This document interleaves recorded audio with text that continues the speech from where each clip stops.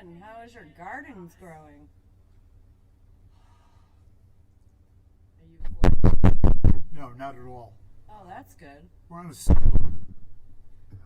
so that helps some. You can turn them off, Jen. Obviously, you've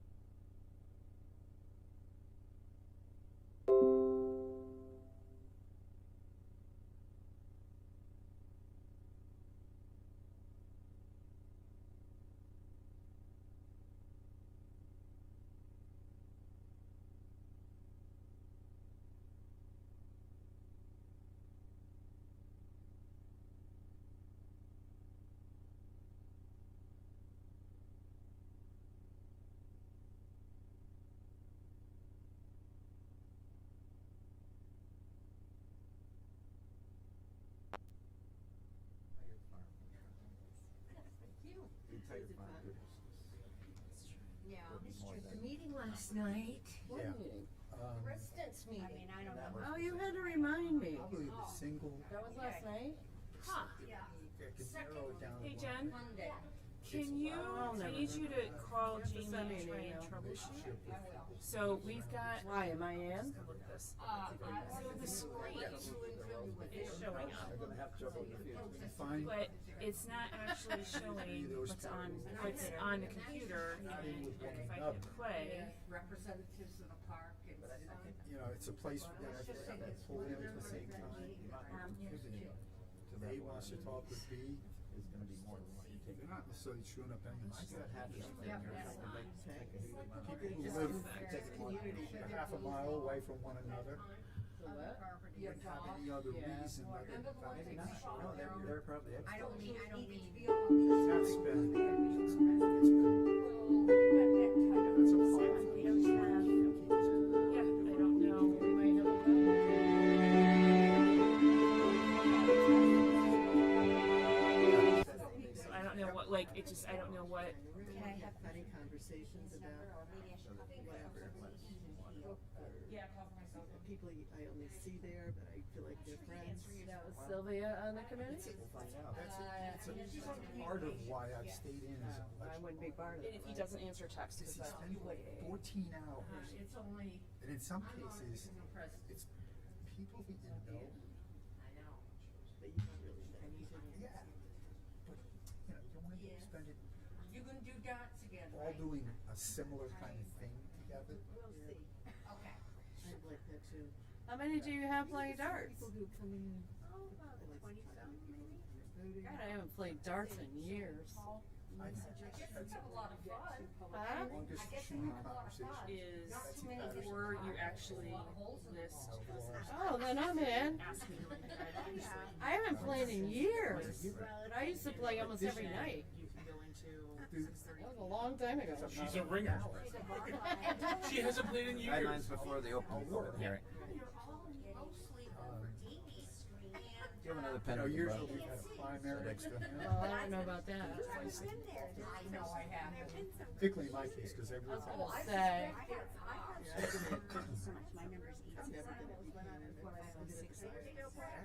Yeah, but you do it during the day, right? No, we do it early evening on. And it's funny, because all of my neighbors around the green, they all vote down. Oh, I would do it. 6:30. So Oh, that's fine. all of those people, I'll make, well, I it's see gonna be them. in the newsletter, so. And what we have is an you organizational. know, whether it's Susie Everett, Mike Coyne, or John Webster, Oh, so you do it during the winter? Yeah. you know, some Absent people who members teach would be other Cotton. I would do it. And, Got another volunteer for that? Yeah, and it's all about that. You just had to write it down, huh, Paul? I had the right name. I can't remember my own name. Sometimes you miss your one. But we have a recreation From my point of view, this is people being featured, case of all sorts of different So, he escaped. annual picnic. So, yeah. That's free of charge, just for the president. Originally, this was intended Now, to do you have to bring food to that? block that product. This time it's being. Is there a problem next I moved in the weekend the state shut down for COVID. Yeah. So I have met nobody. It's been a year. Anything going on? She's only been able to make it to one resident here meeting, and I don't think it'll happen. Probably won't last long. I don't know. It was in Oh, the evening. it was at night? Okay. I didn't even know. And because of COVID, nobody would talk to you, so you just sat there. Luckily, she showed up. Yeah. I thought we did, I do. I didn't find anything factually. You want your mic off? For me to say, no, we're not gonna do this. Same here. And that was the, A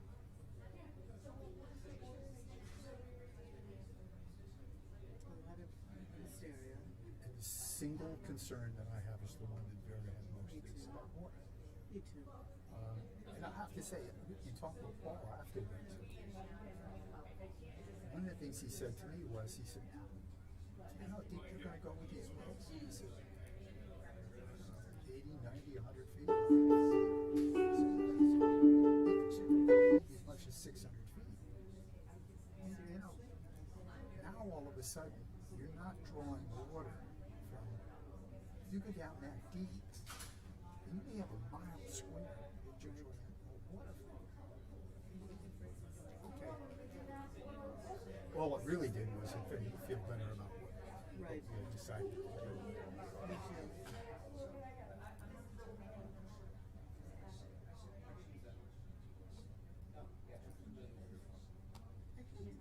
I found their expert compelling. We got the other hearing first, so. I found their wonderful.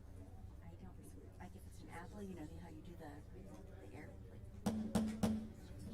You could have something. Order in the court. Oh, yeah, you mean the- Get it done, right? Yeah, I call to order the Planning and Zoning Commission special meeting of July 13th, 2021 at 6:36 p.m.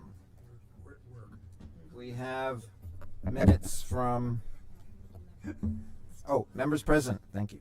Members present are Fatoni, Plant, Ward, Aho, Corsi, Ron, and alternate DeVivo, who's seated for absent members Cotton and Chandy. We have, And Cooley. Cooley, right. Is she here? Not Yep. seated. One more absent member, but we do have a quorum. We need 6. Yes. Yeah, we have a quorum. We have minutes from the June 23rd, 2021 joint Town Council PZC special meeting. We need to approve those minutes, right? And for the record, I did listen to the tape. I move we approve the joint town council PCC special meeting on June 23rd, 2021 special meeting minutes as presented. Moved by Ward, I'll second it. second by Plant. All in favor? Okay. Passed. I have to say that I watched the video as well. Yes. John DeVivo, I watched the video. Okay, very good. Also, July 6th, regular meeting minutes.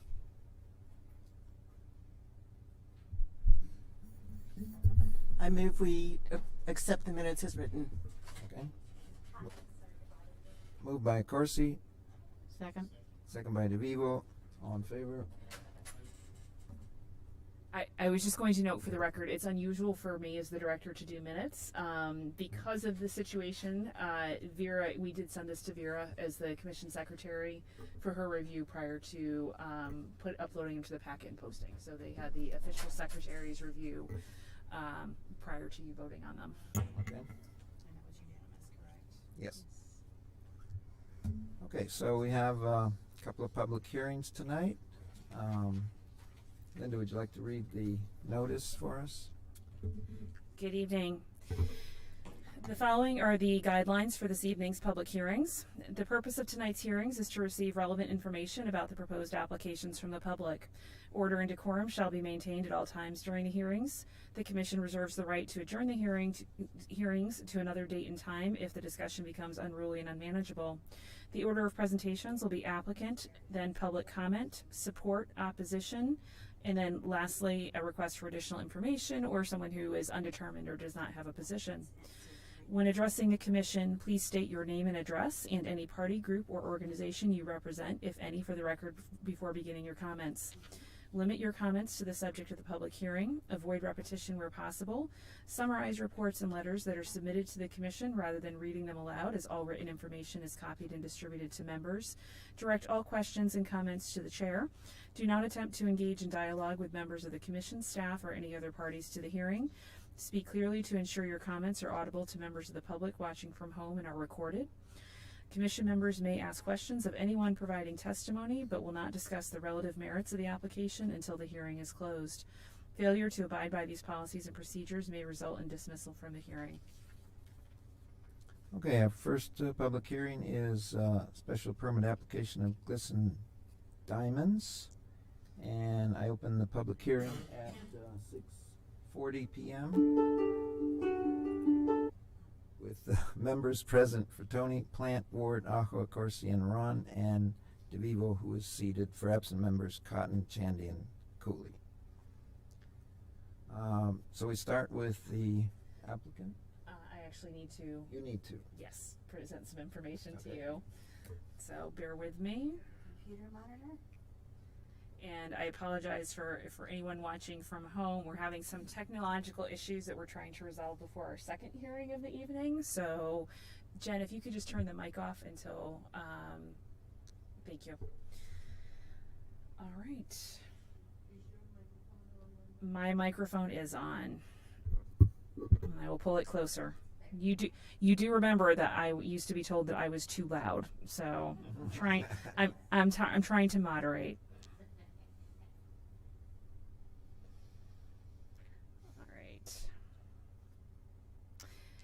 The following public hearing notice was published in the Chronicle on Thursday, July 1st, 2021, and Friday, July 9th, 2021. The Mansfield Planning and Zoning Commission will hold the following public hearings at a special meeting on Tuesday, July 13th, 2021, in the Council Chamber AP Beck Building, 4 South Eagleville Road, Mansfield, Connecticut, to hear comments regarding the following applications. At 6:30 p.m., special permit application of Glisten Diamonds, applicant for a research laboratory at 483 Storrs Road, assessor's parcel ID 29.96.16, PZC file number P1366-2. No information from the public shall be received after the close of the public hearings. Additional information regarding these applications are available in the planning office. Paul Aho, Chair, Vera Ward, Secretary, and for the record, I did not note the 6:40 p.m. hearing, and this one was scheduled for 6:30, so you are ready to go. There are several items marked with an asterisk. There are several items marked with an asterisk on your agenda, which were uploaded to the packet after it's the agenda's initial publication. And those include an agenda item report from myself dated July 12th, 2021. I will note that I believe on the last page under the notes section, there was something with regard to when the neighbor abutter notices were sent out. I have learned since then those were mailed out on June 30th. So it had date to be provided by applicant. They have provided that date. We have an approval from the Eastern Highlands Health District, information on production process wastewater, the notification email and watershed notification form that were sent to the Department of Public Health, the notification that was sent to Wyndham Waterworks, and the notice mailed to abutters, and the legal notice, and all of those were uploaded again after the packet was published. And with that, I believe we can turn it over to the applicant at this time. Okay.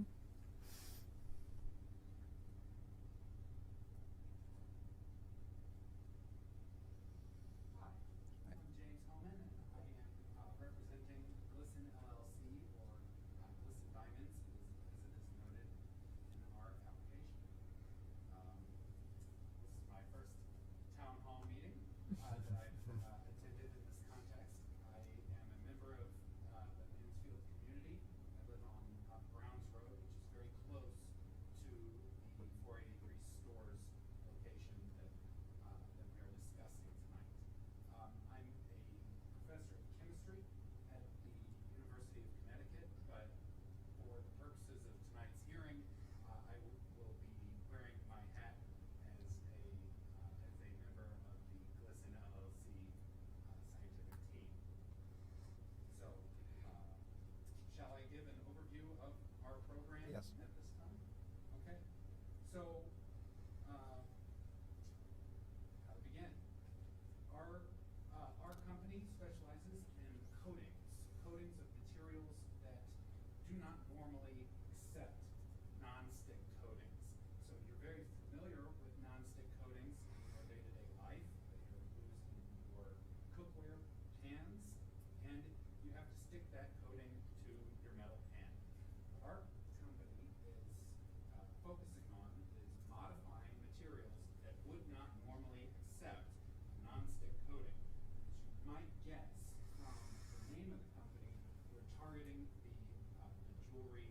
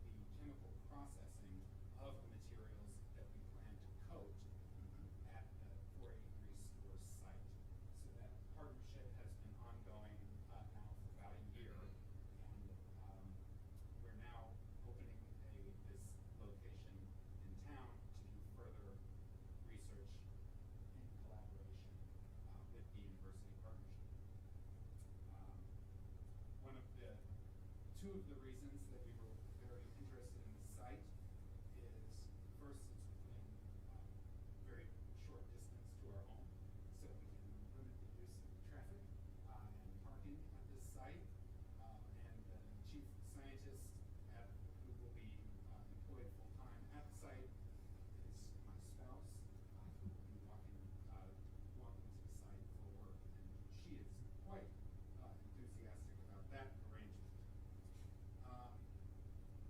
The second reason we're so excited about the location is it includes a ventilation system, as it was originally, or it was set up with the intention of having a functional culinary kitchen in the rear of the space.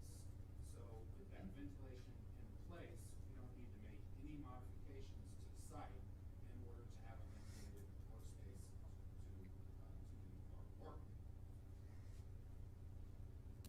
If I can summarize the questions that I received in Linda's memo dated July 12th, most of them have to do with the chemistry that is associated with our process that we are attempting to develop, and a couple of questions related to scale. As I noted at the outset, the majority of what we normally think of as wet chemical work will continue to be performed at our university partner lab. And that is an important part of this going forward, because we have no reason to duplicate those facilities in order to handle any chemical waste that the university is most adept at handling. We are building our laboratory, our off-campus laboratory, the laboratory in question, in order to apply the actual coatings themselves. So the process will involve the assembly of furnaces and gas handling equipment, so that we are able to introduce our substances of note directly to the substrates and then return them to the university. I have a couple of additional comments that I can make about the scale of the chemistry involved and and of the chemicals themselves. If you don't mind a lightly technical portion, I can read you a brief paragraph about the chemical itself that we'll be employing on site, and then make a few comments about how we plan to mitigate any potential risks. Would that be all right? Yes. Okay. So the primary chemical that we plan to use is a substance, perfluorodecyl trichlorosilane, which is a mouthful, so we refer to this compound as FDTS. We plan to keep a quantity of the material on our facility less than or equal to about 150 grams at an absolute maximum. This chemical is a colorless liquid compound that forms self-assembled monolayers by covalent silicon-oxygen bonds to surfaces like glass, ceramic, or silica. So this is similar to the kind of chemistry that certain competitors of Rain-X might apply to your windshield to make the water bead up and roll away. What our company is trying to do is to develop a process that lets us use the same kinds of coatings on ornamentation surfaces such as jewelry. This is done by this compound is applied to surfaces by a process called molecular vapor deposition. So we create a vapor of a compound and apply it at a near to room temperature, about 50 degrees, and then we flow in a small quantity of water vapor into the chamber, and the reaction is able to progress. The pump then pumps the vapor out of our chamber. It's a small furnace, maybe about this tall, and passes the water through passes the vapor through what is called a bubbler. This bubbler is full of liquid water, maybe about 25 to 50 milliliters, and that process of passing vapor over the water will trap and capture any FDTS molecules that are not applied as coating. These chemicals are very frequently used for sealing concrete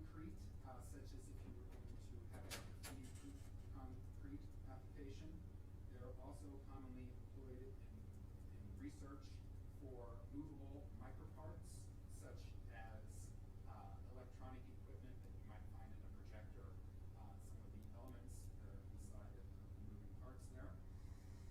And it has a variety of other uses, including coatings for demolding polymer parts and an injection molding system. So you apply this material to your mold and then do your plastics process. We have a few additional secondary substances that we would like to use, but those are mostly pressurized gases, nitrogen, oxygen, and hydrogen. These would be small canisters. And then additionally, we would like to use simple solvents. Nate, I am so sorry. We need to turn the microphone on. We turned that off when we were trying to troubleshoot before, so. Do I have to start over? Oh, no. No. Is all of this written down? I have this statement that I have written down for you. You've been reading from? And I have been reading from it and annotating briefly. I had just reached the end. So since you have a written statement, what I'm hearing from the commission members is please submit that to us, and we will enter that into the record so that everyone can see the details. I would be delighted to. As you can see. My mic wasn't on for that, so we'll take that written comment into the record. Gotcha. I guess I will conclude those statements that we are trying to do as much of our wet chemical work involving any acidic cleaning of surfaces. We're trying to do all of that on campus. And we would like to continue using the campus chemical waste vendors in order to pick up and remove any of those materials from our site. The store's road space will be used for prototyping and productization. We do not plan to use this facility for industrial production. It is rather meant to demo the process so that an industrial partner would be able to put it on at scale. And there's a variety of reasons for that, which I'd be delighted to talk about, but I can probably skip. Let's see. So if I understand you correctly, any chemicals that might be produced will go through a bubbler, and so it will not be going out into the neighborhood. Correct. Okay. But you need a ventilation system to handle this, and so what happens with that? Oh, so there is a note asking whether, in the memo, asking whether we need an additional ventilation system added to the building. And we do not, because the building was equipped with a culinary kitchen and has a very nice hood that you might use for clearing smoke from cooking. This is... You and I saw that when we went to the Yeah, right. opening of Cafe Mantix. That's why we wanted this space, because it is extremely expensive to put a unit like that into a laboratory space, and that's why the University of Connecticut space is so sought after. Unfortunately, Storrs is full, or perhaps fortunately, Storrs campus is full, so we were able to look into leasing this space to meet our needs. The close proximity to the university makes it very straightforward for us to transfer the samples back and forth without adding much additional traffic. So Nate, given our little glitch with the microphones, I apologize for that. We're still getting used to being back in this space. You're going to give us that presentation in writing, and then because we will be continuing this to another evening, we have not received comments yet from Wyndham Waterworks, and as this property is within the Willimantic Reservoir Public Drinking Water Supply watershed, that's something that we as staff recommend that you get before you close this hearing. So what I'm going to suggest is that any information that you have from those comments, anything else you want to provide, in my staff report, there were a number of performance measures, which I think are really the ones that really need to be addressed. So if you have anything that you want to add in writing to those and you can submit before the next hearing, that would be helpful. Obviously, under air pollution, you have to comply with DEP requirements. So, and you will also have to comply with fire code. So this is the first step in the process. If the special permit is approved, you will then need building and fire code, building and fire approval for the change in use. So I'm just going to go through my memo. Odors, any odors that we can expect outside the building here? We would not expect any odors outside. Okay. Fire and explosive hazards, you're going to have to meet those standards. Any protocols, I would say, in terms of handling the materials you're dealing with. And then for liquid and solid discharges, I'm not even going to try and I did not even write the chemical down because I was like, I can't. So how does that, what happens to it? It's applied to the surfaces, but presumably not all of it ends up on the surface, and you have some somewhere else. So how is that dealt with and disposed of? Absolutely. We use it's essentially a stainless steel chamber, and a small quantity, about 1 drop of the chemical of interest is pumped into that chamber for a run. And a run might take around an hour. From that 1 drop, we would be applying the coating to everything uniformly in that space, and then we have to pump away the residual chemical. And that exhaust is exhausted through the water bubbler that I described. The chemical is reactive with water, so the residual chemical will be trapped in that small quantity of water. On the many months basis, I would then be able to extract that water from that bubbler and dispose of approximately 30 to 50 milliliters of this liquid waste. My preference would be to dispose of that using the same vendor that we use at the university to pick up all of our chemical waste. So no discharge into sinks, drains, etc. Correct. And I can add that as a professor of chemistry with about 20 years of laboratory experience, and then the chief technical officer for the company, Moon-hee Kim, who will be the on-site employee, also has 20 years of professional chemistry research experience. And so we are very, I guess, well trained in managing chemical waste streams, and it has not been part of standard practice to discharge anything into a sink under any circumstance. And then last but not least, it was not listed in my memo. You mentioned furnaces, but these are, from what you described, these are small pieces of equipment. They're not giving off heat that is going to extend beyond the building, much less the property line. That is correct. The furnaces that we're targeting are, the actual dimensions elude me, but they are tabletop units. It would fit on a box about this tall, and then there's some support equipment off to the side to manage the flow of gases through the system. Okay, any questions? Yes. The furnaces, are they kind of like kilns? You could categorize it as similar to a kiln. There's a vacuum element to the furnace. So the furnace is heated under a low pressure, and this allows most of the air to be out of the chamber and enables control of the atmosphere that the samples are exposed to. This eliminates any contamination or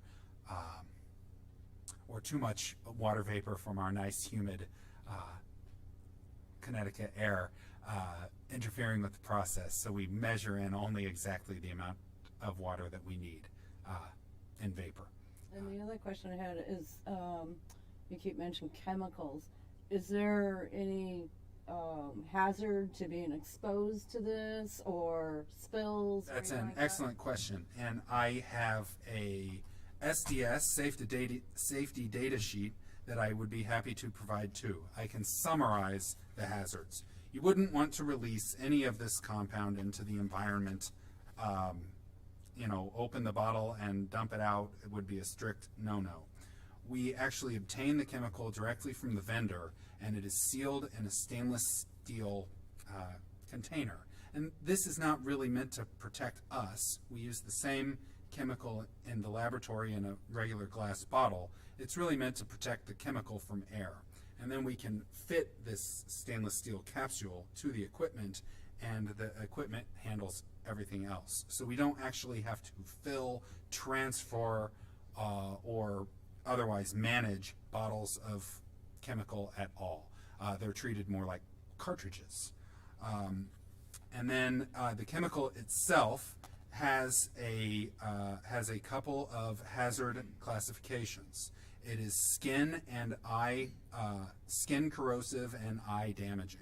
So this is because it reacts strongly with water. So if you had a open bottle of the chemical, you would not want to lean over it, or it would react with the water on your eyes, and that would be a bad thing. So eye protection is used, and we only have it exposed in a ventilated environment. It is also a category 4, which is the least severe category, flammable substance. So it's not especially flammable, and I don't recall off the top of my head what the category of gasoline is, but it's much higher than category 4. I have a question on the, you mentioned the 150 grams. So would you have like one kilogram in the building? That is a great question. Or is each cartridge that you just talked about 150 grams? The maximum capacity of one of these cartridges that you can buy pre-filled is, if I recall correctly, 150 grams. We don't want to do any of the filling of these devices on site. We would order that directly from the corporate supplier. It's a company called Gelest, and they'll fill these things for you and ship them over already filled. And then we can ship them back when they're empty, and they'll send us a new one. So this is really convenient for us, because I would have to use an air-sensitive box in order to fill these things, and that's a very expensive piece of equipment that there's no reason to have on site when we can have someone else do that professionally.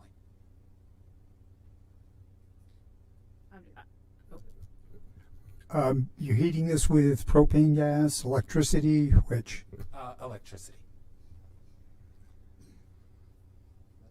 I was just gonna say, I'm just because this is so beyond me. I'm a social science person, so my understanding, based on what you're describing, is that the chemical that you are using is coming in a pre-sealed cartridge.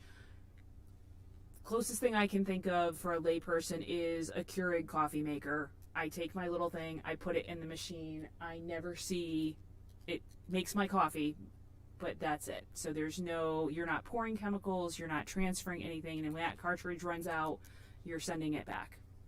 Correct. Okay. And that's, I think, you've spotted part of our marketing pitch. And I'm not a coffee drinker, so that's even more impressive.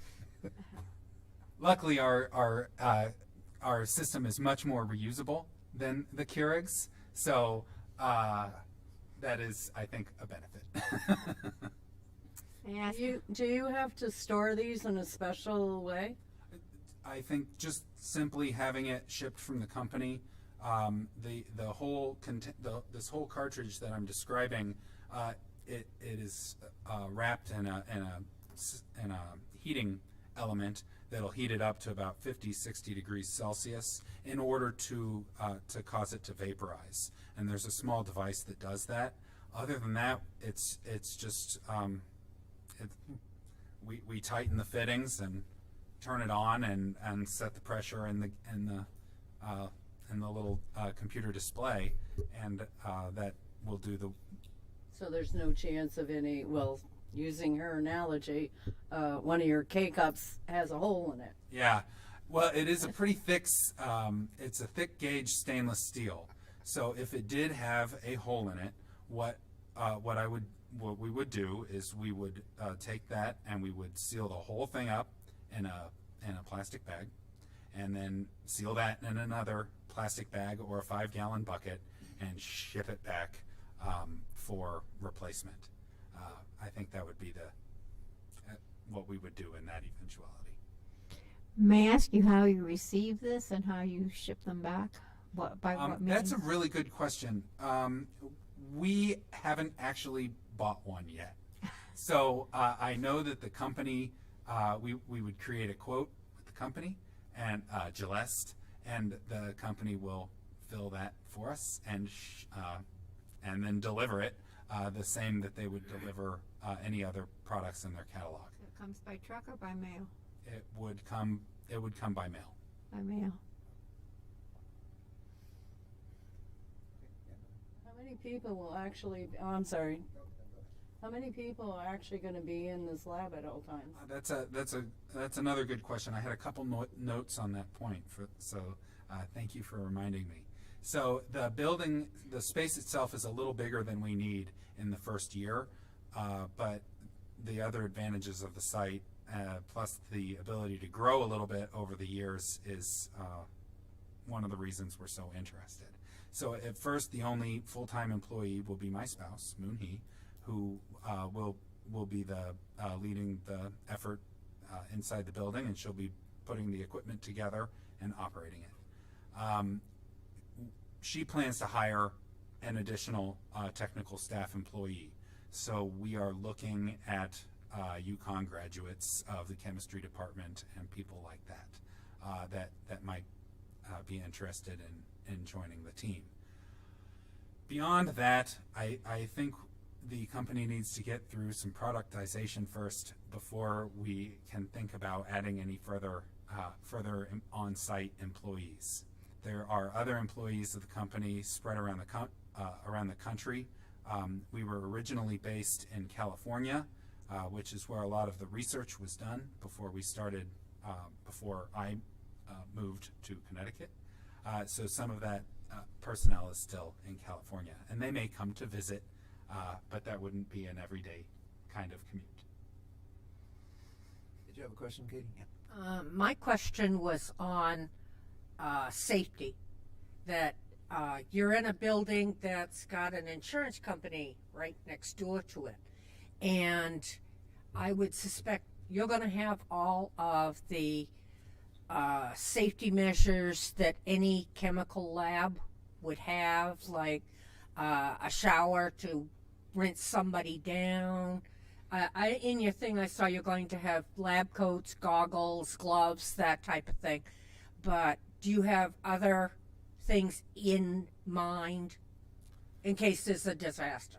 That is a really good question, and that is explicitly the reason why we're keeping the sort of wet chemical handling in the university laboratory space. And this is also the reason why we are not fully moving the operation solely into the 483 stores site, because we would have to install the plumbing for the safety shower as well as an eye wash station. We can do an eye wash station rather easily, and that will be that's simply changing the fitting on one of the sinks that is already existing from the culinary use. But a full chemical safety shower, I think, is beyond what we'd be able to accommodate at this time. And we would have to make modifications to the building. If we are very successful as a company, then perhaps that would be on the agenda. But I think that would wait at least a year or two. I would want to also install a formal ventilation cabinet at that kind of time, because the ventilation of the building supports that. But to answer your question as clearly as I can, that's why we're keeping the on-site presence at the university in place, as we do have those facilities there. Okay, if there's no more questions, thank you very much, Linda. Sorry, I just want to make sure I'm clear. So your answer to Katie's question, I guess my understanding is that because you're using these cartridges and you're not doing open handling of chemicals, you do not need, and it's not required by any type of safety protocol to have that type of shower or vent, or I forget what the last term was. I didn't get it down in this location, because those activities that are higher risk based are being handled on campus in those laboratories. And so what you are providing in terms of safety protocols with the eye wash station, the ventilation using the commercial range hood, is what is required for the level of chemicals that you're handling and the type of handling that you're doing in this facility. Correct. Okay, thank you very much. Is there anyone who would like to speak in favor of this motion? Application. Is there anyone that would like to speak in opposition of this application? Okay, if not, it's going to be adjourned. So we have a motion to adjourn it to next Thursday. And so I have been advised that a few of you may have another commitment starting next Thursday at 7:30. So the other hearing that we have that night has been advertised as 6:30. I had initially in this motion put 6:45 for this.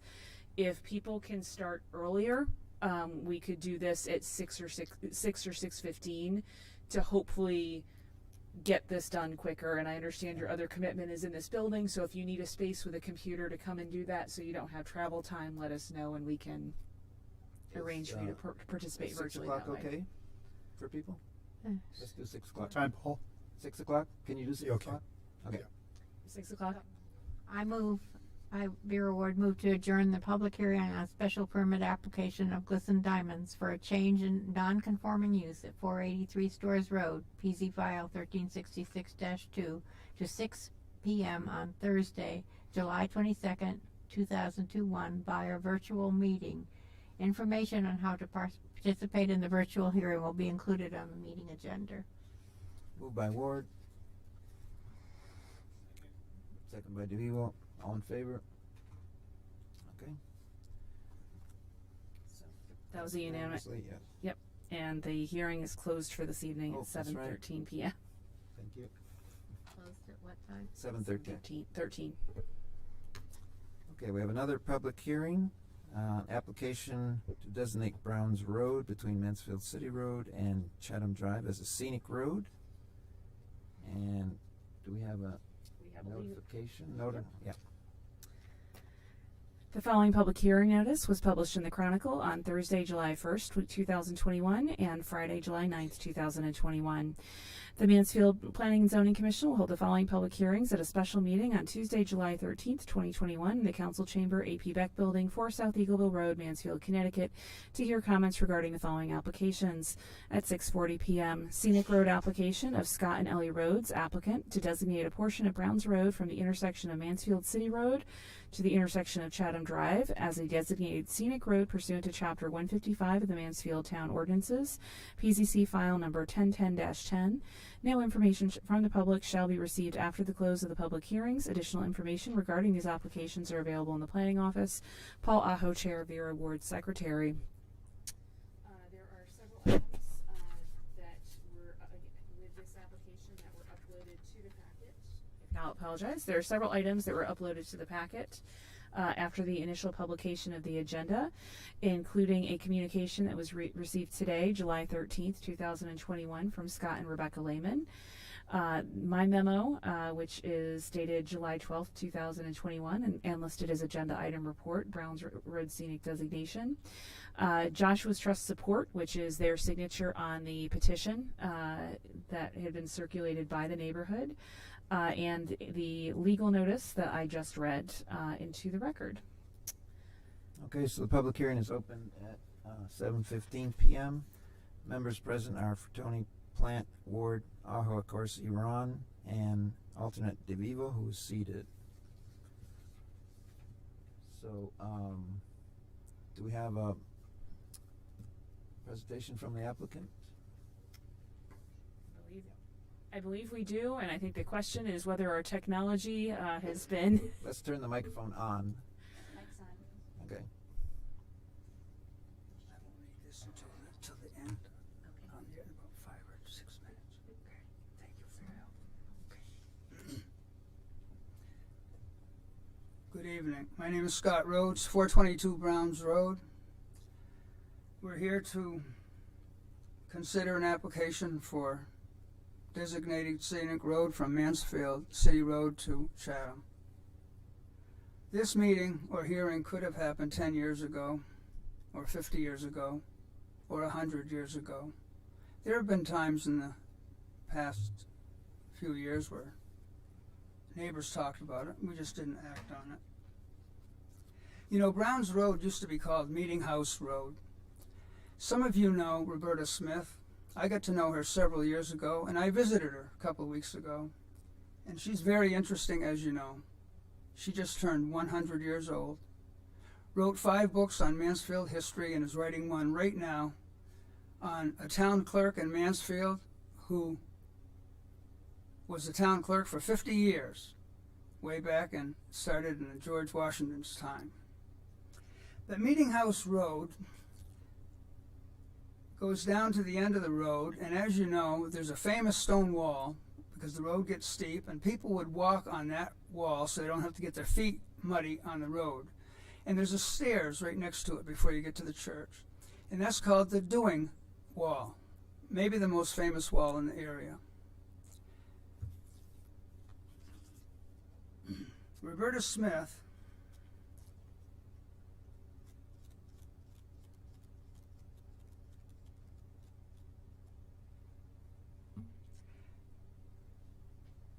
told me this also. I wanted to point this out. Why did it get changed to Browns Road? Well, after the war, World War II, a lot of people were looking for housing and college. And Yukon, going from an agricultural school, became very much larger. And they brought in a lot of professors from the West.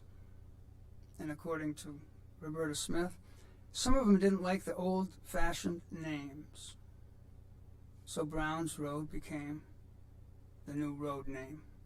We lost other names, like Cranberry Lane and some others. They named it after somebody on the road. She was very sad about that back then, and she said it would be very difficult to change it back. Another thing, on the corner of Browns Road and Mansfield City Road, in the 1700s, they put up a signpost so that all the special town hall meetings would be posted there. And that signpost was up all through the 1800s and 1900s. They just took it down 15 years ago. That is pretty neat. I don't need to say too much because the 1 mile stretch can speak for itself. If you drove by, you would notice the ponds, the stone walls, some historic, some new, the ice house, 1-room schoolhouse, 2 old barns with silos, the mountaintop vistas on top of the mountain, unmatched, the rock ledges on Joshua's Tract, and the historic houses on the corner. A few years ago, Roberta Smith visited me because we were working on a project. She helped me on something, and she looked across the street, and she said, "Wow, that stone wall is back up. It looks beautiful." When I moved into the area, my yard was a cow pasture, and the stone walls were all over the place, like you see everywhere. And I decided to rebuild them. So I took all the rocks away, and then I started rebuilding. I found lots of cool things. But anyway, after I did that, I did the same thing across the street when it was Dorothy Goodwin property. And I liked doing that. And she said she was very pleased to see that kind of initiative. To compare what we're doing here tonight I just looked up this thing called a National Scenic Road. And on this article I was looking at, they said, to be a National Scenic Road, you need one of 6 qualities. But Browns Road has all 6 of those qualities, I would argue.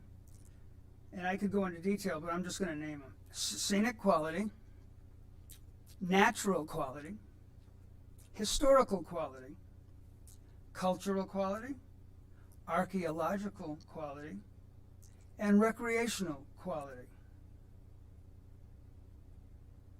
Now, I believe that this scenic area could stand on its own without doing anything to it. But the neighborhood is considering an initiative, much like Joshua's Tract, where we have a group of people, could be small, could be bigger, could be 2 groups, maybe once a month meet for a couple of hours and uncover some of those beautiful stone walls that are covered with ivy, bushes, and all kinds of things. Nobody would be required to work, nobody would be required to give up their frontage, but it would be an additional thing that neighborhood would like to do. I would like to hold on to our scenic history. If I could just play this. This will be short. I believe it's just 4 minutes.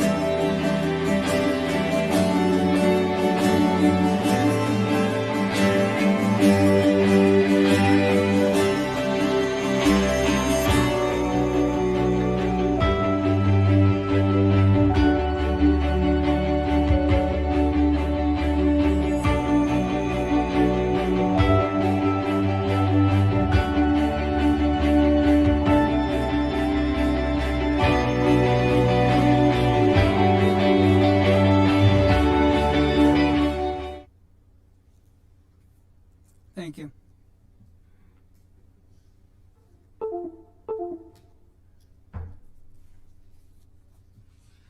Mr. Chair, One thing that I did note in my staff report that I had uploaded to the packet last night was that the traffic authority was meeting today. So one of the requirements of the ordinance is that while it is the jurisdiction of the Planning and Zoning Commission to designate a scenic road, we are required to refer those applications to both the Town Council and the Traffic Authority for review and consideration. So this is listed as a communication last night on the council agenda. I think the only question that was raised was whether it was PZC initiated. The mayor did clarify that it was initiated by an applicant. And in this afternoon's meeting of the Traffic Authority voted unanimously to support the designation of Browns Road as a scenic road. And I'm sure that I believe many of the people who are here this evening were there this afternoon, and there was quite a bit of discussion among members in terms of what being a scenic road means and what requires approval from the commission and the council, and what can be done without approval of this body. So I just wanted to report that, and I will note the information on accident history was provided by Derek Delay, our assistant town engineer, who also noted that while this Browns Road is a collector road, which you can designate as a scenic road, it does not have the type of traffic as some of our other collector roads, such as Bass's Bridge Road or Mansfield City Road. So if you have any questions for me, I'm happy to answer them. We also provided you with a copy of the ordinance itself. So I believe the last time someone applied for this was 2013 and going back. So it has been many years since this commission has seen an application for a scenic road. I was curious what other scenic roads are in town. Oh, you're going to have me do this from memory. I can tell you since it's Named a couple. Since it's 1010-10, I know that 1010-9 was denied by the commission, so I believe we have 8. They are listed in the plan of conservation development, but I believe Codfish Falls is an example of one. There's a section of Gurleyville that was actually the first that was done, the only one that one of the 2 that I worked on since I got here until this application. Farrell Road. Jen is helping me out. I believe Stone Mill. Yeah, this is only part of Doug Lane. Codfish. Codfish. Yep. Codfish. It's not entire. It's part of Codfish. Dog Lane. 400 Thank meters. you, Jen. And I'm trying to remember.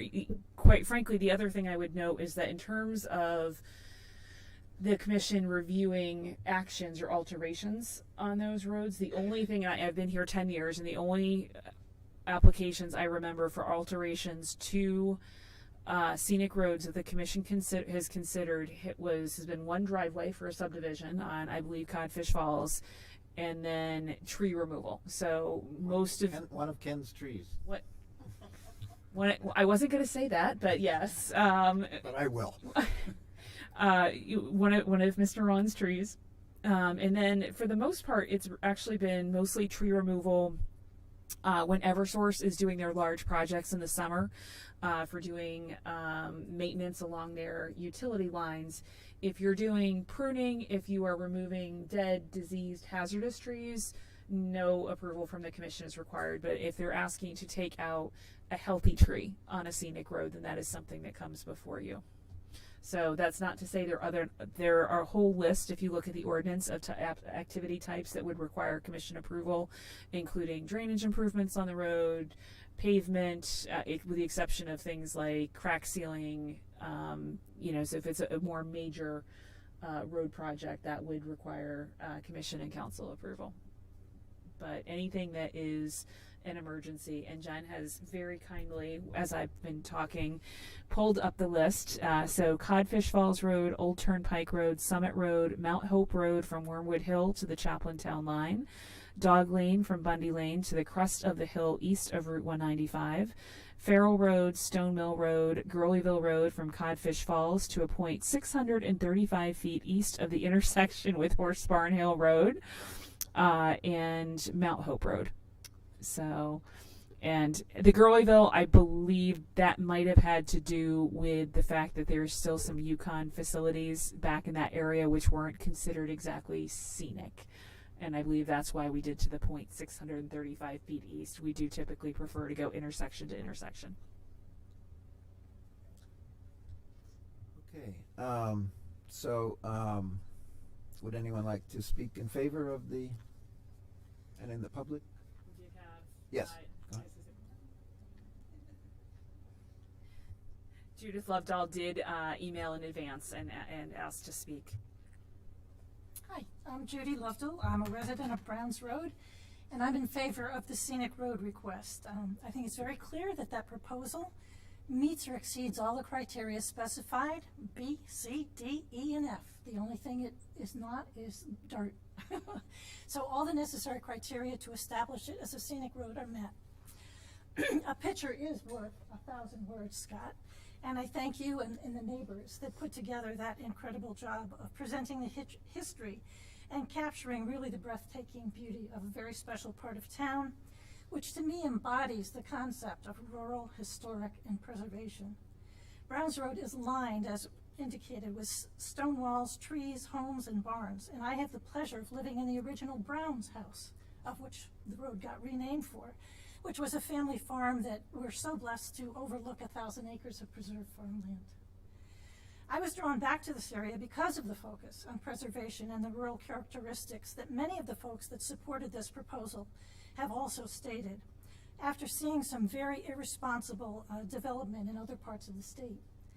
Walkers, bikers, drivers all remark how lucky we are that Mansfield and Joshua's Trust has taken the steps to protect these properties and remain a part of the quiet corner of the state. Excuse me. It's such a needed reprieve from the overdevelopment of much of the rest of the state. My only regret is that Browns Road wasn't granted the scenic designation that it deserves when the development rights were purchased from the Martins. Unfortunately, the original intent of the purchased development rights seems to have been lost. We're hoping to take one small step forward to preserve this beauty and peace. Please pass the scenic road designation for the health, safety, and welfare of the tax-paying citizens that live there. Thank you. I told you I'd be brief. Thank you. Did Judy Collins live on Browns Did, Road? right up the street, right next to, I believe. Yeah. The next road, the next house was in hers. Oh, okay. So we could call it Judy Collins Lane if you'd like. Wouldn't object. Maybe we can even get her to sing a song for us. Anyone else?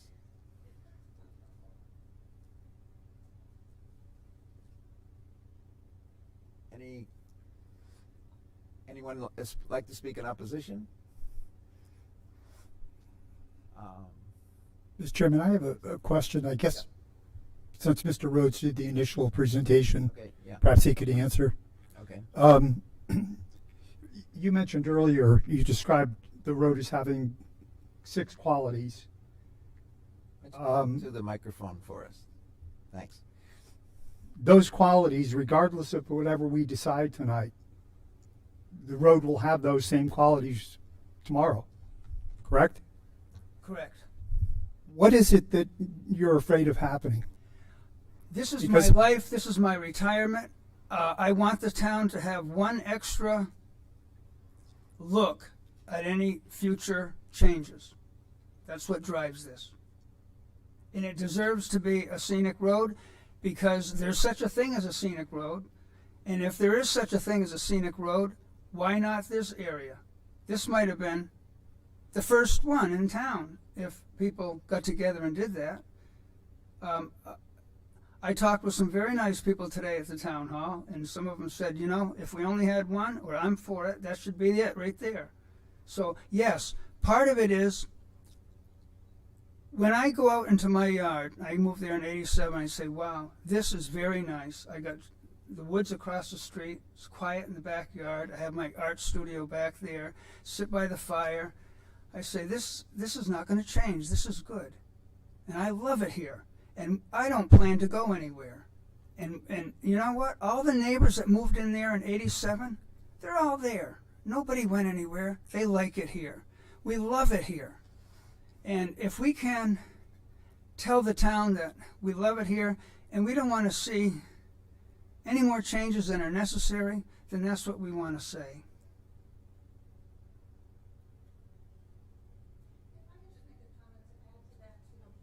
come up to the microphone. Yeah.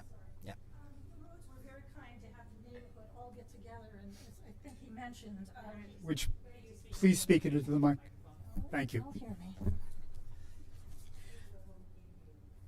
Okay, well, to the people at home. One of the things that the neighborhood just got talking about was, you know, are there additional steps we can take to preserve and keep this area in its beauty?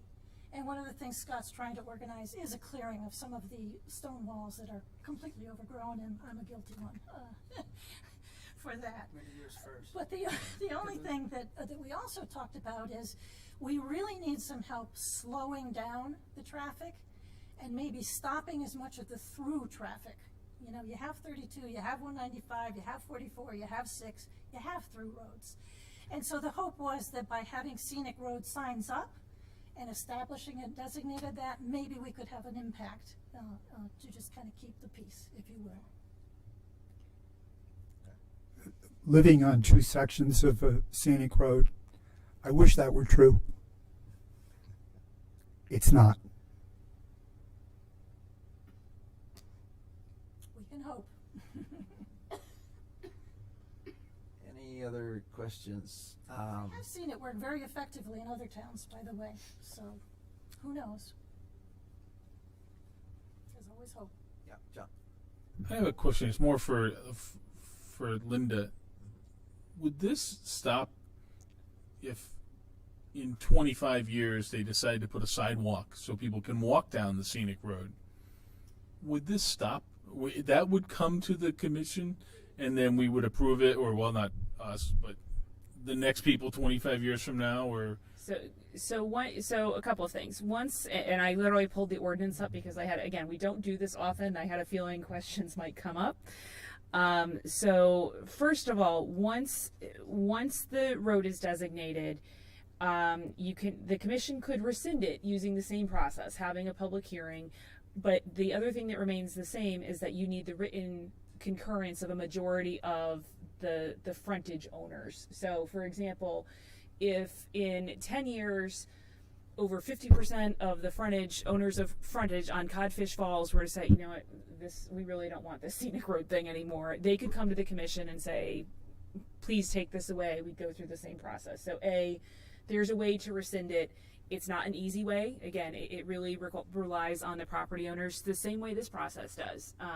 The only way you can consider designating a scenic road is if it is, I believe it is, I'm going to have to see if it's over 50%, but majority of the owners of frontage along that road concur. And in this case, it's 53%. So, and that does not include, I think one of the things Scott was saying is that what that does not include is kind of the 2 major agricultural landowners and then the town, because the town, and I know Scott asked, and I'm like, I don't know who can authorize signing a petition for us, because it comes through us anyway.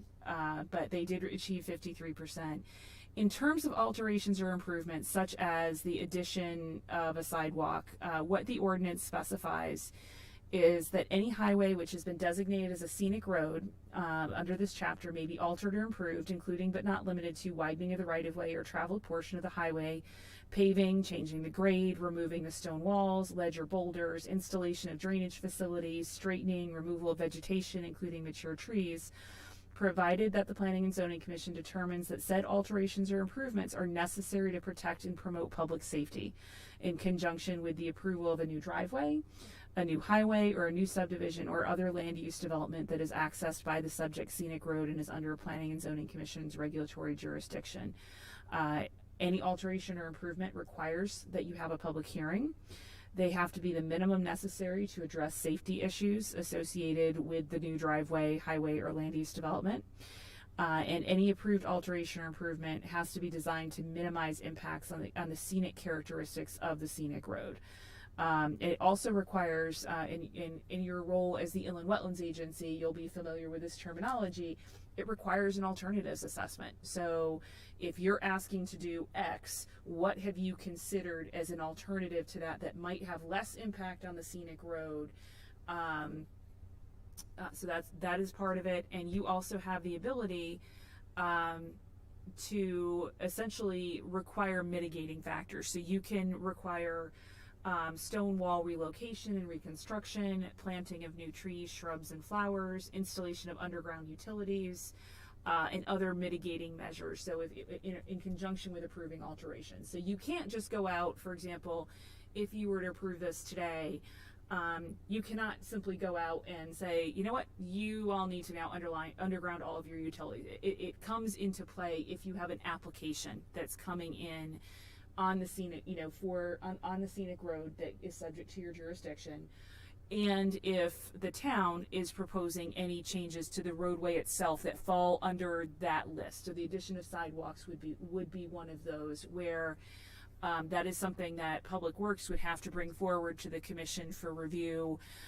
Similar, and we discussed this actually at Traffic Authority earlier this afternoon, and I will confirm what Mr. Rhodes said, and that one of the members of the Traffic Authority said if you were going to designate any road in this town as scenic, this would be the one that he would pick because of the views and everything else. But we did discuss that, as we go through and we do paving projects and drainage projects, that would be something so that, and Public Works is aware that that's something they then need to build into their schedule. So it's not simply, engineering designs it and then we hand it off to our crews to go build. They understand that that's something that they have to come to the commission for. They understand that they have to do that for tree removal. Again, hazardous, diseased, dying, damaged, hazardous trees, the tree warden can take out without coming here. That's a public safety issue. But any healthy trees are things that would need to come before you as a public hearing. And I believe after it goes through you, if I recollect, it then goes to I believe the council. But I would have to double check that. As I said, it's been a while. So does that answer your question? So yes, you can do it, but it's subject, and I think as the applicant mentioned, it's an additional level of review. It says instead of just coming in and designing a new roadway and going out and building it, that it's something that would then come through the commission for its review and to look at what did we consider for alternatives, how can, have we considered mitigation. So if for example, if you're putting a new driveway in on your property, and I want to say this applies to every property owner on the road with frontage on the road, whether they signed this petition or not. If this comes in, if a resident says, I want to change my driveway, I want a circular driveway, and they want to do that new driveway connection, guess what? You're coming here for a public hearing to go through that process. So those are the things to kind of just remember, that any change to that road, it does not change what someone can build on their property. So, if someone were to buy a lot, tear down a perfectly lovely house and say, I am going to build something, and in the neighborhood's opinion, it is the ugliest house they have ever seen, there is absolutely nothing that this designation will do to stop that, because this is about the roadside. It does talk about preserving views, again, I think what the applicant has mentioned is trying to uncover some of the stone walls.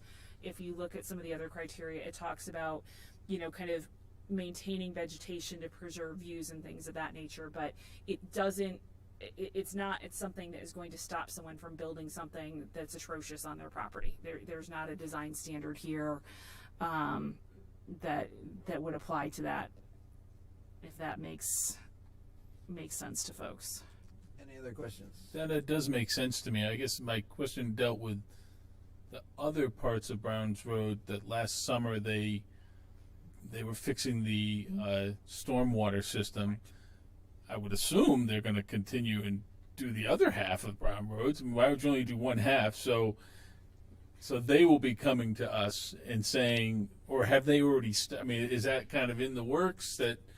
It's the stormwater system. That question came up. I think the neighbors actually asked that question if we would be, are we planning? And the answer was yes. I don't have the details on timing, but yes, doing that paving and that drainage improvements is planned for the entire road. again, it's something that, you know, if this is approved, it's another step in the process to say that we need to have a public hearing, you know, and do the notice, just as we did this evening, for those alterations, before those could proceed. Okay, so is there any reason to keep this hearing open? If not, this would be a time for a motion to close the hearing. I'll move we close the hearing on the scenic road designation. Moved by Ward, I'll second it. second by Tony. All in favor? Okay, so the hearing is closed at 7:46. So the Glisten Diamonds that's been continued.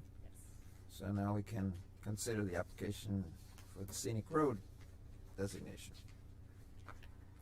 I think I'd have to agree with the traffic people who said that if there was one road in Mansfield that's going to be scenic, it would be this one. I've always thought that when I drove by there. Sitting in Roz Hall's seat, I'm going to take the liberty of giving a personal experience. My father in the 1920s used to ride his bicycle from the farm down to the church on top of that wall. So I applaud you for doing this, and you can guess how I'm going to vote.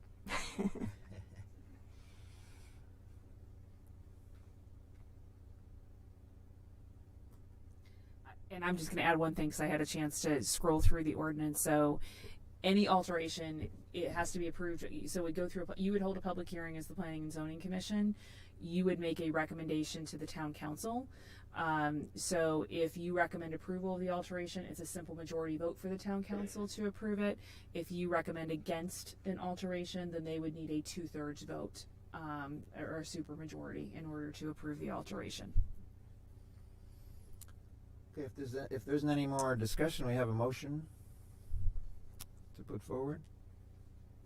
I can make it. Okay, go ahead. Move to designate the portion of Browns Road between Mansfield City Road and Chatham Drive as a scenic road pursuant to Chapter 155 of the Mansfield Code of Ordinance, PCC File 1010-10, as described in the application received by the Commission on June 7th, 2021, and as presented at public hearing on July 13th, 2021. This approval is based on finding that the application has met the requirements of Section 149A of the Connecticut General Statutes and Chapter 155 of the Mansfield Code of Ordinance. Moved by Plant, Second. second by DeVivo. Any discussion? All in favor? Opposed? Motion passes. And just for the record, that was Ron was the sole vote in opposition. Okay. Seven to 1. Okay, we have one more item of business, and that is to reschedule a public hearing. Is this the drive-in? Drive-through facilities, yes. This keeps popping up over and over again. No, we're gonna actually do something about it. You have an application. I will tell you that after that you'll be getting you'll have some revised language based on the traffic authority's review today. But the hearing will be, if you agree to this, will be rescheduled to next Thursday. Okay, it's a motion to put forward. To move to reschedule the public hearing on the application of Champagne Toy Store LLC to amend Articles 4, 7, 8, and 10 of the zoning regulations, PZ File 1374, PZC File, from Monday, July 19, 2021 to 6:30 p.m. at a special meeting on Thursday. That would be a special virtual meeting on Thursday, July 22nd, 2021. The July 22nd, 2021 special meeting, will be a virtual meeting. Information on how to participate in the virtual hearing will be included on the meeting agenda. Moved by Ward, Second. second by Plant. And isn't it at 6 o'clock? We're gonna do Glisten at 6 o'clock. This has been advertised. There's a newspaper out for this for 6:30. Okay. All in favor? Passed unanimously. It's more of we're here at 6 o'clock. No, we're not. Virtual. Both are both are virtual. Both are virtual. Okay, I thought we were done that. I thought they were We're hybrid. We're hybrid now. hybrid now. But- Okay, I just want to make sure I'm in the right You, place. you can do this, John. You can do this from home. We do have a few members who have another meeting in town hall at 7:30, which is why we're going to start early for the Glisten Diamonds. And what I am offering to those members is a space somewhere in this building. I don't recommend being in the same room for feedback purposes, so that you can do the meeting and not have to worry about getting in your car and traveling here and trying to get here in time for your 7:30. And hopefully by doing this, we can be good by 7:30. Much appreciated. We are adjourned at 7:51. Hey, hey, hey.